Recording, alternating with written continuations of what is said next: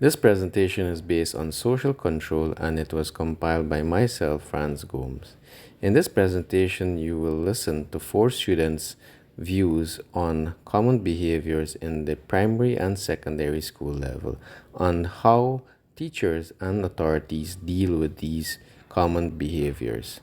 We will also listen to parents' views on what schools should do to maintain social control in schools.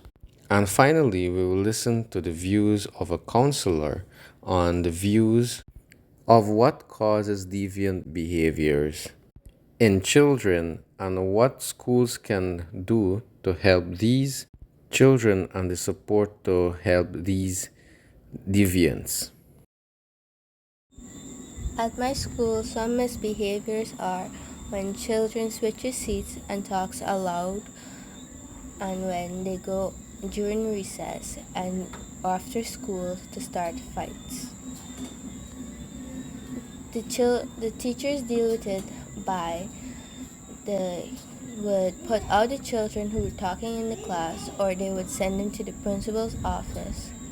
When they deal with fights, they call their parents and tell them what happened, and then they would say whether they got suspended or expelled.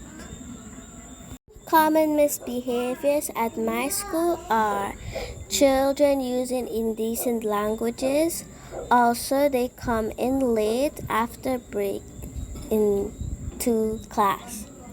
What my teacher normally does to scold them is she beat their hand twice. Some common behaviors at my school are students coming to school late, not submitting their assignments, being disrespectful to teachers. Some bring drugs to school, alcohol as well.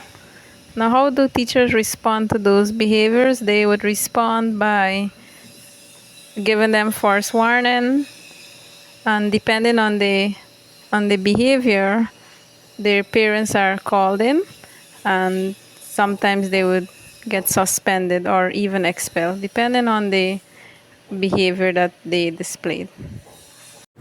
Some common behaviors displayed by students at my school are drinking alcohol, disrespecting teachers, walking out of the classroom, walking around the school, coming to school late, not completing assessments.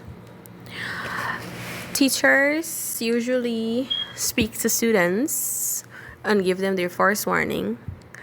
The next time they break the law, they would take them to the HM, and if it happens again, in most cases, the student gets suspended. As a parent, I think that in order to maintain social control in schools, schools should actively involve us in the education process and encourage their participation. By working together with parents, schools can foster a sense of shared responsibility for maintaining social and addressing issues relating to behaviors. Secondly, schools should have fair and effective disciplinary measures in place to address instances of disruptive and inappropriate behavior. Discipline policies should be communicated to parents and applied consistently, ensuring that students understand the consequences of their actions. Lastly, I think that schools should offer counseling services and support systems to help students navigate social and emotional challenges by addressing underlying issues that may contribute and disruptive behavior. Schools can help maintain social control. As a parent, in order to maintain social control in schools, I believe that schools should keep parents informed about their policies, their rules, and expectations for student behavior. This can be done through regular newsletters, emails, or even parent to teacher meetings. Clear communication helps parents understand the school's approach to maintaining social control. Another way to maintain social control in schools, I think that schools should establish clear behavioral guidelines that promote a safe and respectful learning environment. By setting clear expectations for students' behavior and consistently enforcing them, schools can maintain social order and discipline. Thank you. Let's talk about deviant behavior.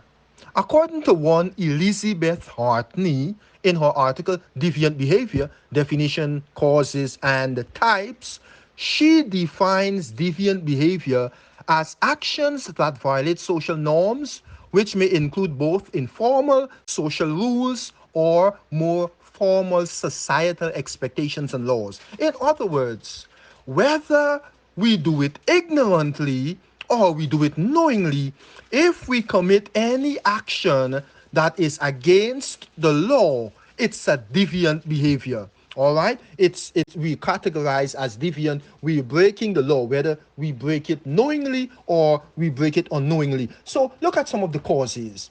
There is one, a theorist by the name Diane Bomarin, who coined the whole four areas of parenting. She talks about authoritarian parenting, authoritative parenting, permissive parenting, and uninvolved parenting. And pay careful note to the last one I listed, uninvolved parenting. There is a correlation between uninvolved parenting and deviant behavior, meaning those parents that are not involved in the lives of their children or child will allow that child or those children to grow up demonstrating externalizing behavior, meaning they're fighting, they're bullying, and they're breaking the laws. So uninvolved parenting is one of the cause of deviant behavior. Bad friendship. If our children mix with bad friends, they would obviously learn bad behavior. The theory of learning, transferal of learning. And then we have unhealthy socialization. If they look at persons in the community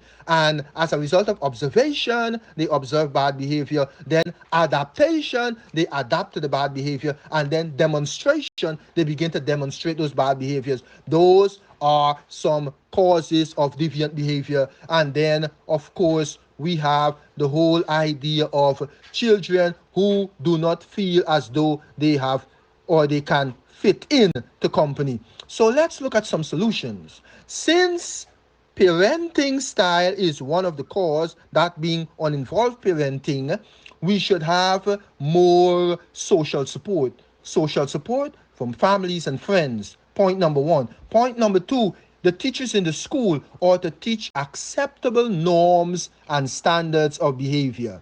Point number three, we ought to show love, care, and affection so that these juvenile delinquent boys and girls may feel a sense of love, and we will be fulfilling Maslow's hierarchy of needs, specifically love and affection. And then teachers in the school ought to assign roles to give them the opportunity so that they feel fit in and a part of the classroom. The whole idea of inclusivity or inclusiveness. And then we also recommend that these children with deviant behavior in the school's environment be involved in as many group activities as possible and be assigned to tasks with other colleagues. As a result of this whole different integration and socialization, the behavior can be curbed. Every school cluster, another point, should have guidance and counselor. So when children are demonstrating these behaviors, they can get counseling. And of course, teacher, psychologist, parent cooperation. Teacher, psychologist, and parent must cooperate to discuss the behavior of that child and to come up with solutions. I trust that these points will help. Thank you very much.